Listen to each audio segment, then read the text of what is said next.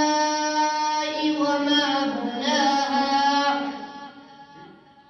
والأرض وما طحاها ونفس وما سواها فألهمها فجورها وتقواها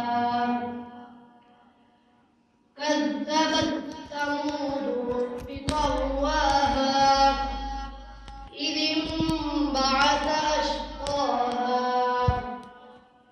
فقال لهم رسول الله ناقة الله وسقياها فكذبوه فعقروها فدمدم عليهم ربهم بذنبهم فسواها ولا يخاف عقباها.